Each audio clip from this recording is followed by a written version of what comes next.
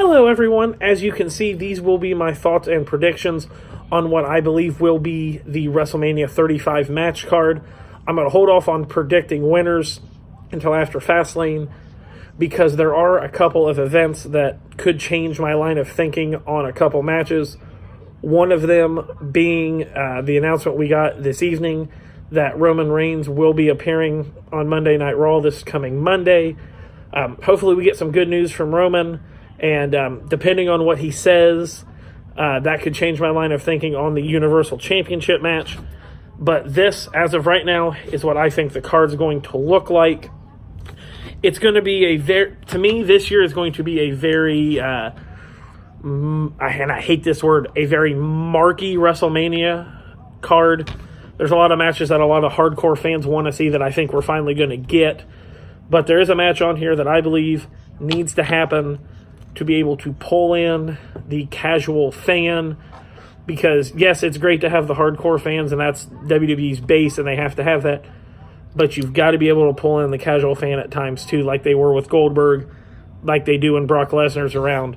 But yeah, starting with the pre-show, I have the Women's Battle Royal and the Andre the Giant Memorial Battle Royal.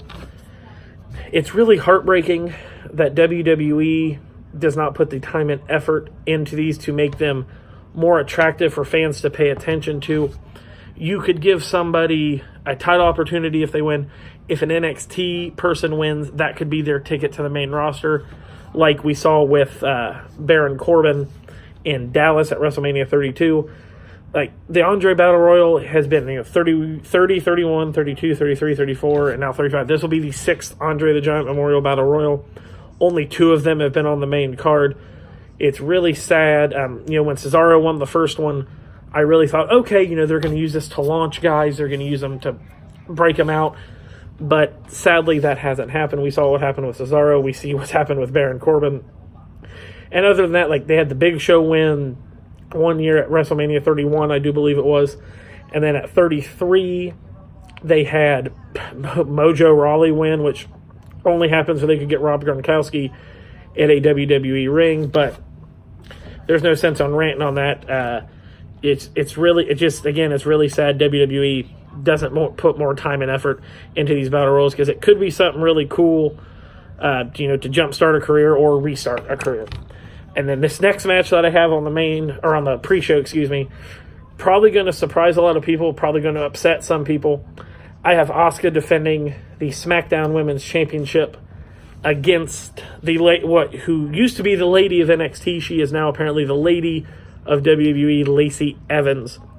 There was a report that came out that WWE and Vince McMahon want to use Lacey Evans as, quote, the Roman Reigns of the women's division. They want to make her the marquee talent, which I find a little hard to believe. I mean, I love Lacey Evans. It's a little hard to believe with Charlotte Flair and Becky Lynch around that's going to happen. And, you'll have Ronda floating in the periphery for a while. But it looks like they're going to be using Lacey fairly heavily here pretty soon. So that's why I gave her the SmackDown Women's title match.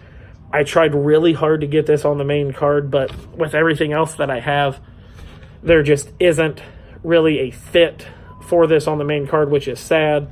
Something else that's sad is I was not able to find room for either the SmackDown or the Raw Tag Team Championship matches to have a match, not on the main card, but not even on the pre-show, because on SmackDown, we've seen the Usos wrestle the Bar, we've seen them wrestle the Club, we've seen them wrestle Sanity. There's no match in my mind on SmackDown that is WrestleMania worthy for the SmackDown Tag Team Championships, and I was gonna put the Raw Tag Team titles on the main card, but with what happened at the NXT tapings on Wednesday night, that kind of blew that up. So, because I love the Revival so much. They're so good. They deserve to be on WrestleMania. Sadly, there's just not a match that, again, in my mind, is WrestleMania worthy. But I'm starting with the main show. The first match I have is Miz versus Shane McMahon. We've known this match was coming for months. I think Shane's going to be the heel, but I'm not sure. Either way, and I would almost open with this, but I've got another match here in a few that I will deem what I think should open. But you could open with Miz and Shane, and it would be really, really good. It could be like AJ and Shane from a couple years ago in Orlando could have the potential to steal a show if it's given enough time.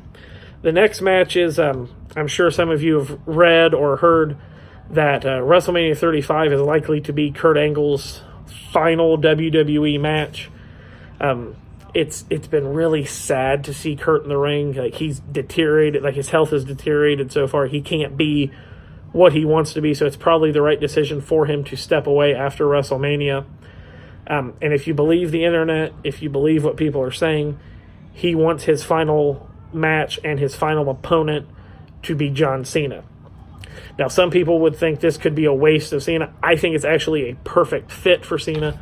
Cena's not going to be able to be around enough in the build for WrestleMania to put him in a title match or a big-time match with somebody else. This has built-in story. Cena's first match on the main roster was Kurt Angle. It's a perfect story, and I believe would be a perfect and fitting into Kurt Angle's wrestling career for him to wrestle John Cena at WrestleMania 35. This next match is kind of predicated. This, again, is one of those things where it's kind of predicated on something happening at Fastlane. I think it's going to happen. It's time for it to happen. It should have happened probably a year ago. It's Big E versus Kofi Kingston. I believe Big E will have gotten jealous of Kofi and all the attention that Kofi's getting. Big E will cost Kofi Kingston the WWE Championship at Fastlane against Daniel Bryan, which will then lead to Big E and Kofi at WrestleMania. I do believe Kofi and Big E will be separated on shows after the Superstar Shakeup. Where that leaves Xavier Woods, I'm not entirely sure, but we'll see where everything goes. The next match is a match that fans have been wanting since AJ Styles came to the WWE. It's a match I really want to see if his opponent decides to show up and actually give a damn. I have it as AJ Styles versus Randy Orton. Like I said, this is a match that a lot of people have wanted to see for a very long time. But you can tell since Orton had to lose to Jinder Mahal, almost 2 years ago, he really hasn't cared. He's been phoning it in the entire time. Let's hope that he gets fired up for this kind of match if it happens, because this is another match that could potentially steal the show. I'm very excited to see it, again, if Randy Orton gives a damn. The next match, when I opened this and I said you have to bring in the casual fan, this is the match that would bring in the casual fan. I have Triple H versus Batista. This match has been rumored for a while. The seeds were planted at SmackDown 1000 when Batista made the comment that Hunter's done everything there is except beat me. The only question on this is if Triple H can get cleared in time. I think he's already cleared. I think this match will happen, and it will be a great way to bring in a casual fan that may have watched wrestling, but they hear the name Dave Batista and they think, oh, I saw him in Guardians of the Galaxy. Let's see what this is all about. And you may convert some fans that maybe have not watched wrestling in a very long time or have never watched wrestling before. That's why this kind of match will happen, and that's why I think this kind of match has to happen. Now, what I did was I separated the non-title matches to the title matches, so everything else from here on is title matches. This is the match I think should open the main card. It needs to be on the main card. It deserves to be on the main card. I have Buddy Murphy defending the Cruiserweight Championship against who I think will be the winner of the number one contenders tournament on 205 Live, Kushida. For those of you that don't know who Kushida is, he has been the ace of the New Japan Junior Heavyweight division for several years now. He's got a really sweet Back to the Future gimmick, but that's not the only reason I love Kushida. He's fantastic. I believe him and Buddy Murphy would absolutely steal the show at WrestleMania. I think it's going to be, if it happens, will be match of the night. And if I was Triple H, I would put it later in the show simply because I wouldn't want to beat anybody that would have to follow Buddy Murphy and Kushida. The next match, which these two guys were tag team partners last Monday on Raw. I have the Intercontinental title match as Finn Balor against Ricochet.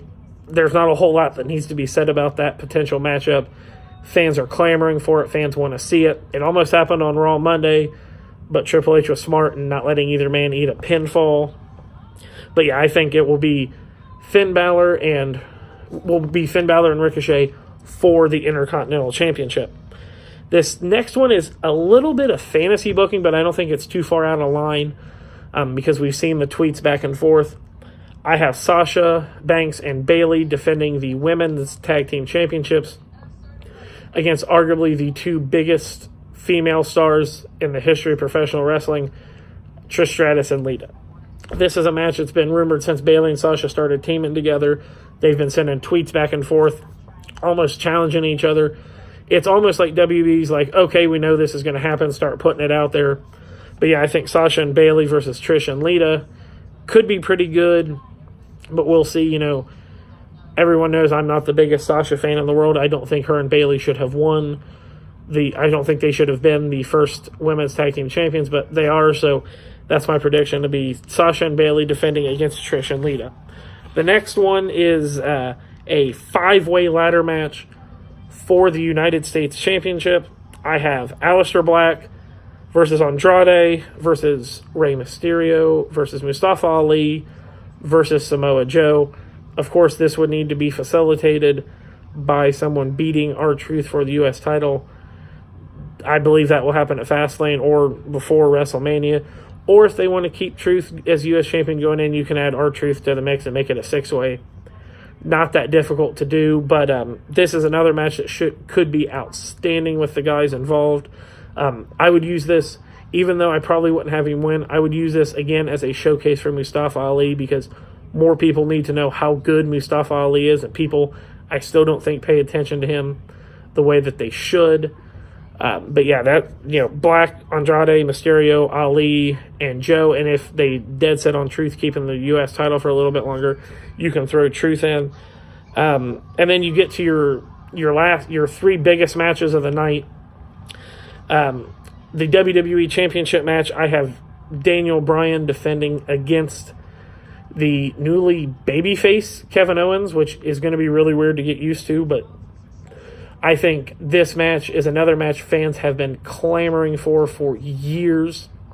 A match we honestly never thought we would get to see because of Daniel Bryan's medical history, but he's clear. You know, he's the WWE champion.